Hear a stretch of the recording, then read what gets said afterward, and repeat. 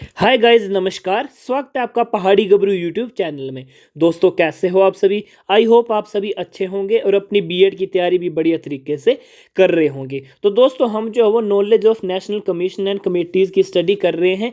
इससे पहले वाली वीडियोज़ में हमने जो वो प्री इंडिपेंडेंस पीरियड की जो वो कमेटीज़ और कमीशन सारे पढ़ लिए थे, और आज से हम शुरू करेंगे पोस्ट इंडिपेंडेंस पीरियड को। ठीक है, तो चलिए टाइम वेस्ट न करते हुए अपनी वीडियो को जो वो स्टार्ट करते हैं। ठीक है, तो पोस्ट इंडिपेंडेंस पीरियड की जो सबसे पहले कमीशन आया था वो आया था यूनिवर्सिटी एजुकेशन कमीशन। ठीक है, ये आया था 1948-49 में। और इसको और किस नाम से जाना जाता है? इसको जाना जाता है राधा कृष्णन कमीशन के नाम से। तो क्वेश्चन आ सकता है कि यूनिवर्सिटी एजुकेशन कमीशन को और किस नाम से जाना जाता है? वो है राधा कृष्णन कमीशन के नाम से, और वाइस वर्सा। ठीक है, अब देखिए इसके मेन पॉइंट्स क्या क्या। ठीक है, क्या क्या इन्होंने जो अब इस कमीशन ने रिकमेंडेशन करी, इन्होंने जो क्या क्या की पॉइंट्स बताए हैं। तो सबसे पहले है यूनिवर्सिटी एजुकेशन। ठीक है, तो यूनिवर्सिटी देखिए नाम से ही पता चलता है कि यूनिवर्सिटी एजुकेशन कमीशन, तो ऑब्वियसली जो वही यूनिवर्सिटी एजुकेशन के ऊपर ये फोकस करेगी। ठीक है, तो इन्होंने बताया था examine the state of university education in India and suggest reforms. ठीक है, तो इन्होंने जो वो एग्जामिन करना था यूनिवर्सिटी एजुकेशन इंडिया में, और जो उसमें क्या क्या रिफॉर्म हो सकते हैं उसको जो इन्होंने सजेशन वगैरह दी थी। ठीक है, फिर इन्होंने इसके बाद बताया कि इम्प्रूवमेंट ऑफ स्टैंडर्ड्स। ठीक है, improve the standards of teaching, research and governance in universities. ठीक है, तो टीचिंग का स्टैंडर्ड बढ़ाइए और जो वो रिसर्च और गवर्नेंस जो वो यूनिवर्सिटी में बढ़नी चाहिए, ये जो वो इन्होंने बताया था। ठीक है, इसके बाद है promoting research and academic freedom, ये इन्होंने बताया। इम्प्रूवमेंट ऑफ टीचिंग स्टैंडर्ड्स, ये बताया। Expansion of higher education. ठीक है, advocate for the expansion of higher education with the focus on quality and accessibility. ठीक है, ये आपने पॉइंट्स याद रखने हैं। इसके बाद है इन्फ्लुएंस ऑन हायर एजुकेशन। ठीक है, the Radhakrishnan commission report had a significant impact on higher education in India, shaping policies and reforms. ठीक है, इन्होंने पॉलिसीज बनाई, ठीक है, रिफॉर्म किए, और जो वो हायर एजुकेशन के ऊपर जो इन्होंने इन्फ्लुएंस करा था। ठीक है, उसके बाद है एम्फेसिस ऑन क्वालिटी। ठीक है, the report emphasis on quality and standards in higher education continues to influence educational development in India. ठीक है, तो क्वालिटी के ऊपर जो वो इन्होंने फोकस करा था। ठीक है, हायर एजुकेशन के ऊपर। उसके बाद है ऑटोनॉमी एंड एकेडमिक फ्रीडम। ठीक है, emphasize the importance of university autonomy and academic freedom. ठीक है, तो ये इन्होंने बताया था कि एकेडमिक फ्रीडम मिलनी चाहिए। ठीक है, हाँ, ये हो गया आपका पहला पॉइंट। तो आपने ये सारे जो वो पॉइंट इसमें याद रखने हैं। यूनिवर्सिटी अगर यूनिवर्सिटी एजुकेशन कमीशन का मेन था आपका फोकस यूनिवर्सिटी का एजुकेशन को वो करना, रिफॉर्म करना। ठीक है, स्टैंडर्ड बढ़ाना, और उसके बाद जो वो रिसर्च वगैरह करना, और जो वो हायर एजुकेशन की जो वो क्वालिटी और एक्सेसिबिलिटी वगैरह बढ़ाना, क्वालिटी के ऊपर फोकस करना। ये आपने पॉइंट सारे याद रख लेने हैं, और इससे रिलेटेड जो वो इसको क्वेश्चन आएंगे। उसके बाद आया था आपका सेकेंडरी एजुकेशन कमीशन। ठीक है, इसको मुदालियर कमीशन भी कहा जाता है। ये आया था 1952-53 में। ठीक है, हाँ, इसमें भी क्वेश्चन आ सकता है कि सेकेंडरी एजुकेशन कमीशन को और किस नाम से जाना जाता है, तो आपने ये लिख देना मुदालियर कमीशन। ठीक है, अब इसके क्या क्या की पॉइंट्स से रिकमेंडेशन इन्होंने क्या क्या किए थे? इन्होंने किया था कि it focused on reforming secondary education. जैसा कि नाम से पता चलता है कि सेकेंडरी एजुकेशन कमीशन, जैसे पिछला वाला था यूनिवर्सिटी एजुकेशन कमीशन, तो वो मेनली यूनिवर्सिटी के ऊपर फोकस करता था। ये है सेकेंडरी एजुकेशन कमीशन, तो ये जो है वो सेकेंडरी एजुकेशन के ऊपर फोकस करेगा। फिर उन्होंने क्या बताया कि introduction of vocational education and opening vocational school and technical schools. ठीक है, तो उन्होंने वोकेशनल एजुकेशन को बढ़ावा दिया, और जो वो वोकेशनल स्कूल्स और टेक्निकल स्कूल्स को जो भी इन्होंने जो वो ओपन करे थे। इसके बाद है improvement of standard in secondary schools. ठीक है, सेकेंडरी स्कूल में इन्होंने जो वो उनके स्टैंडर्ड्स को जो वो इम्प्रूव करने को बताया। उसके बाद है करिकुलम रिफॉर्म। ठीक है, suggest reform in curriculum design. ठीक है, करिकुलम को जो वो इन्होंने रिफॉर्म करने के लिए कि क्या क्या उसमें जो वो बदलाव हो सकते हैं, उसको उन्होंने सजेशन दी। And implementation to take education more relevant and practical. ठीक है, इन्होंने इम्प्लीमेंटेशन उसके लिए जो बताया कि एजुकेशन किस प्रकार से और रेलिवेंट और प्रैक्टिकल हो सकती है। उसके बाद इन्होंने बताया इवेल्युएशन सिस्टम को लेकर कि improvement in the evaluation system including the introduction of continuous assessment. ठीक है, ये इन्होंने बताया कि इवैल्यूएशन सिस्टम जो वो उसमें जो वो इम्प्रूवमेंट होनी चाहिए, ये इन्होंने जो वो रिकमेंड करा था अपनी कमीशन के अंडर। ठीक है, उसके बाद है इन्फ्लुएंस और एजुकेशन पॉलिसी। ठीक है, the report recommended have had a lasting impact on education policy in India shaping the development of secondary education. ठीक है, तो इन कमीशन ने जो वो एजुकेशन पॉलिसी आने वाली थी उसके ऊपर जो भी इन्होंने जो वो इन्फ्लुएंस करा था। ठीक है, जो आने वाली जो एजुकेशन पॉलिसी वगैरह थी वो जो वो काफ़ी हद तक इनके जो वो रिलेटेड कि मतलब इन्होंने पहले सजेशन करे और वही सजेशन जो पॉलिसी में जो इन्होंने इम्प्लीमेंट करे थे बाद में। ठीक है, इसके बाद है आपका रिफॉर्म्स इन सेकेंडरी एजुकेशन। ठीक है, the Mudaliar commission report led to significant report in secondary education include the introduction of multipurpose schools and curriculum reforms. ठीक है, ये इन्होंने बताया कि रिफॉर्म होने चाहिए सेकेंडरी एजुकेशन में। ठीक है, इंट्रोडक्शन की किसके किए इन्होंने, multipurpose school and curriculum reform के बारे में इन्होंने बताया। ठीक है, तो ये था सेकेंडरी एजुकेशन कमीशन, उसको बोलते हैं मुदालियर कमीशन। ठीक है, दो हमने कर लिए हैं। और हाँ, ये है the Mudaliar commission reports remain an important document in India education history. ठीक है, highlighting the need for reforms and improvement in secondary education. ठीक है, जैसे कि नाम से ही पता चलता है सेकेंडरी उसकी कमीशन। ठीक है, तो इन्होंने क्या किया, reform and improvement secondary education में क्या क्या हो सकती है। अगर आपको क्वेश्चन ना भी जाता है और आप भूल जाते हो, अगर वो सेकेंडरी एजुकेशन से रिलेटेड है तो इसका आंसर होगा ये मुदालियर कमेटी वाला ही क्वेश्चन है, आपने इस प्रकार से गैस करना है। ठीक है, उसके बाद है तीसरा है आपका कोठारी कमीशन। ठीक है, मेन इंपॉर्टेंट है पोस्ट इंडिपेंडेंस पीरियड के जो भी आपके कमीशन एंड कमेटीज है, ये मोस्ट इंपॉर्टेंट। ठीक है, इससे बड़े सारे जो वो क्वेश्चन आपको आते हैं तो अच्छे से आप जो यहाँ से पढ़ सकते हैं। ठीक है, इसके बाद है तीसरा है कोठारी कमीशन, ये आया था 1964 और 66 में। ठीक है, दो Kothari commission officially known as the education commission of India यहाँ पे इंडिया आएगा। ठीक है, 1964-66। ठीक है, तो जो इसको किस नाम से और जाना जाता है कोठारी कमीशन को, इसको जाना जाता है एजुकेशन कमीशन के नाम से। ठीक है, was established under the chairmanship of doctor Daulat Singh Kothari. ठीक है, तो इसको जो चेयरमैन थे इस कमीशन के वो थे DS कोठारी। ठीक है, दौलत सिंह कोठारी ये इसके वो थे, और इसको किस नाम से जाना जाता है, एजुकेशन कमीशन के नाम से जाना जाता है। अब इसके क्या क्या ऑब्जेक्टिव्स थे इस उसके कमीशन के, national education system, envision a national education system that would meet India's development need. ठीक है, तो नेशनल एजुकेशन सिस्टम को इन्होंने जो वो इनका लक्ष्य था बढ़ाने का। इम्प्रूवमेंट ऑफ एजुकेशन, ठीक है, suggest comprehensive reforms to improve the quality and relevance of education, ये इनको जो वो ऑब्जेक्टिव्स थे। ठीक है, इसके बाद इनके क्या क्या की पॉइंट थे, इन्होंने क्या किया जो वो रिकमेंड करा था। तो इन्होंने क्या बताया, सबसे पहले 10+2+3 पैटर्न। ठीक है, जो आज हमारा भी पैटर्न चला है। ठीक है, 10+2 और 3 साल की ग्रेजुएशन। ठीक है, ये कोठारी कमीशन के ऊपर जो है वो बेस्ड है। ठीक है, recommend the adoption of the 10+2+3 pattern of education. ठीक है, 10 year of primary and secondary education, 2 year of higher secondary education and 3 year of undergraduate education. ठीक है, तो ये जो 10+2+3 पैटर्न था ये जो है वो कोठारी कमीशन के ऊपर बेस्ड था। ठीक है, इससे क्वेश्चन आ सकता है कि ये 10+2+3 पैटर्न जो है वो किसके ऊपर बेस्ड था या किस कमीशन ने इसके बारे में बताया था। ठीक है, उसके बाद है नेशनल करिकुलम फ्रेमवर्क। ठीक है, suggest the development of national curriculum framework to ensure uniformity and quality in education. ठीक है, तो उसके ऊपर जो भी इन्होंने जो वो सजेशन दी थी नेशनल करिकुलम फ्रेमवर्क के। उसके बाद है टीचर एजुकेशन। ठीक है, importance of teacher education, suggest measures to improve teacher training and welfare. ठीक है, तो टीचर एजुकेशन के ऊपर भी इन्होंने जो वो बढ़ावा दिया था कि इंपॉर्टेंस है। ठीक है, टीचर का एजुकेशन और उनकी ट्रेनिंग होना जो वो भी इंपॉर्टेंट, तो इसके बारे में उन्होंने बताया था। उसके बाद है वोकेशनलाइजेशन ऑफ एजुकेशन। ठीक है, recommend vocationalisation of education to make it more relevant to the needs of the economy. ठीक है, इन्होंने बताया था।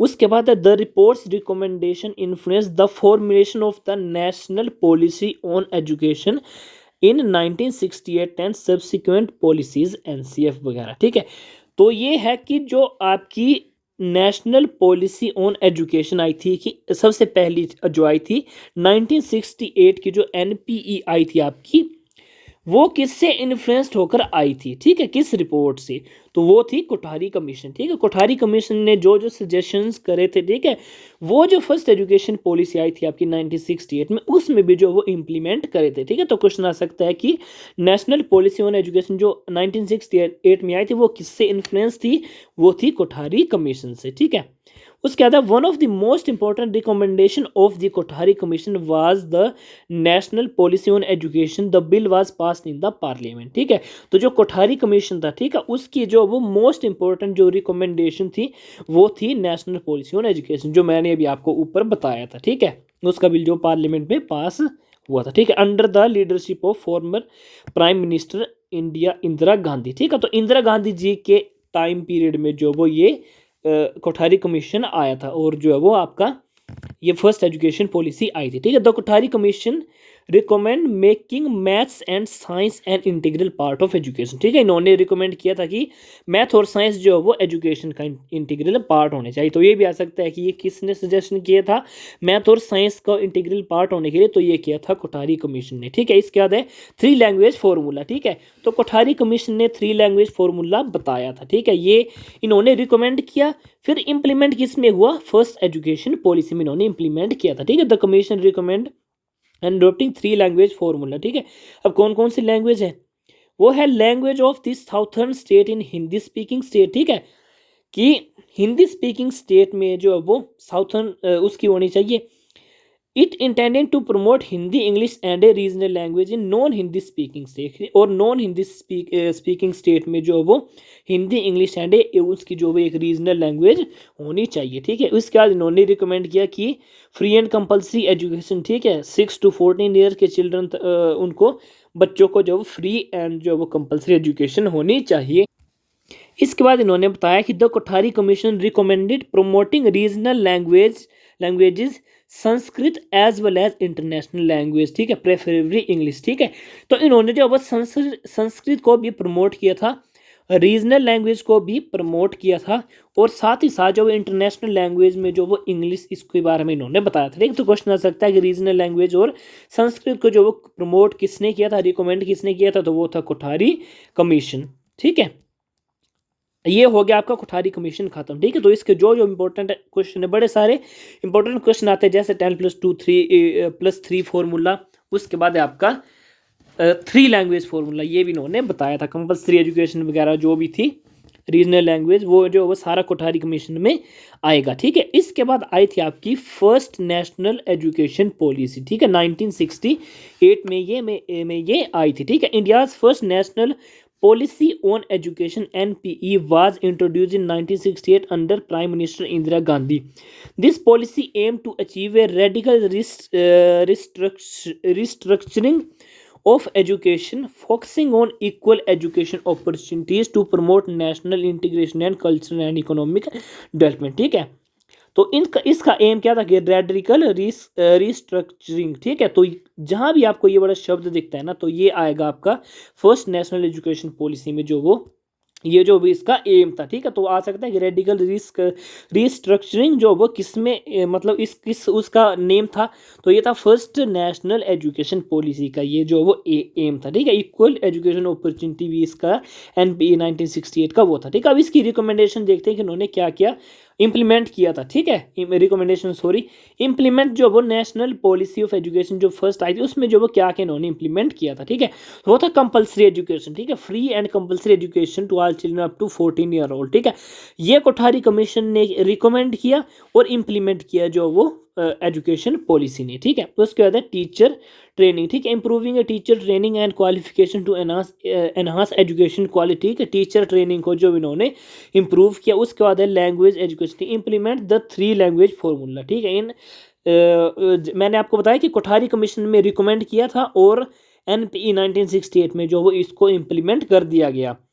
वो भी क्वेश्चन आ सकता है आपको कि 1968 की जो NP थी, इसमें इन्फ्लुएंस किसका रहा, ठीक है, किसकी रिकमेंडेशन से जो वो इम्प्लीमेंटेशन हुई, तो वो हुई थी कोठारी कमीशन की रिकमेंडेशन से। ठीक है, हाँ 3 लैंग्वेज फार्मूला आया। ठीक है, इन सेकेंडरी एजुकेशन विच इंक्लूड्स। ठीक है, क्या क्या लैंग्वेजेस थी, इंग्लिश थी। ठीक है, उसकी आती हिंदी। ठीक है, to promote a common language for all Indians. ठीक है, ऑल इंडियंस को जो वो कॉमन लैंग्वेज हिंदी रखी गई। उसके बाद तीसरी रखी गई रीजनल लैंग्वेजेस। ठीक है, टू प्रिजर्व कल्चर हेरिटेज। ठीक है, उसके लिए जो वो तीसरी लैंग्वेज जो वो रीजनल लैंग्वेज रखी गई। ठीक है, उसके बाद थी संस्कृत एजुकेशन। ठीक है, encouraging the teaching of ancient Sanskrit language considered essential to India's culture and heritage. ठीक है, तो संस्कृत लैंग्वेज को जो वो बढ़ावा दिया गया किसके लिए, भारत के कल्चर और हेरिटेज को जो वो मतलब प्रिजर्व रखने के लिए। ठीक है, उसके बाद एजुकेशन स्पेंडिंग कि 6% of the total national income मतलब नेशनल जीडीपी का 6% जो वो एजुकेशन के ऊपर जो वो खर्च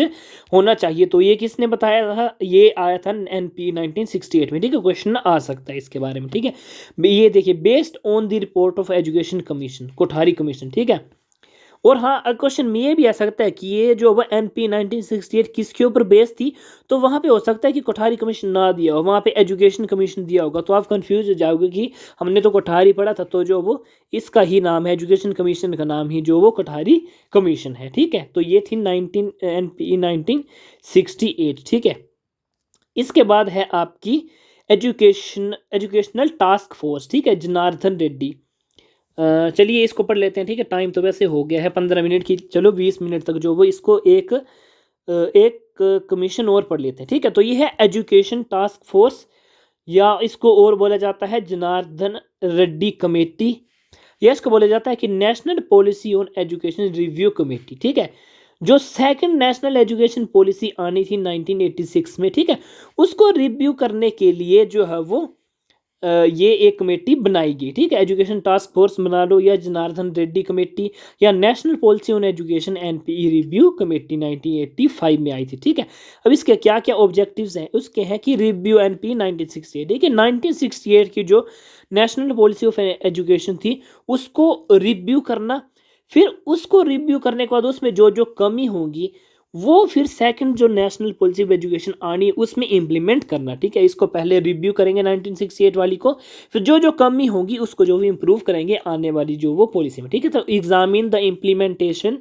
and effectiveness of the national policy on education 1968। ठीक है, सजेस्ट मॉडिफिकेशन। ठीक है, recommend changes and updates to the policy to address emerging challenges and needs. ठीक है, ये इन्होंने बताया कि सजेस्ट मॉडिफिकेशन बताई इन्होंने, और जो वो रिव्यू करना था। ठीक है, तो एजुकेशन टास्क फोर्स या जनार्दन रेड्डी कमेटी या national policy on education review committee, इसका जो मेन काम था इसका बस दो है कि ये रिव्यू करना 1968 वाली पॉलिसी को और सजेस्ट मॉडिफिकेशन। ठीक है, the task force recommendation contributed to the development of the new education policy of 1986। ठीक है, तो क्वेश्चन आ सकता है कि सेकंड नेशनल एजुकेशन पॉलिसी आई थी 1986 में। ठीक है, उसमें कौन सी कमेटी की कंट्रीब्यूशन रही थी, तो वो रही थी जनार्दन रेड्डी कमेटी की कंट्रीब्यूशन या एजुकेशन टास्क फोर्स की कंट्रीब्यूशन इसमें रही थी। ठीक है, और इसका काम क्या था, आ सकता है कि Janardan Reddy, main work of Janardan Reddy was. ठीक है, तो रिव्यू करना था 1968 का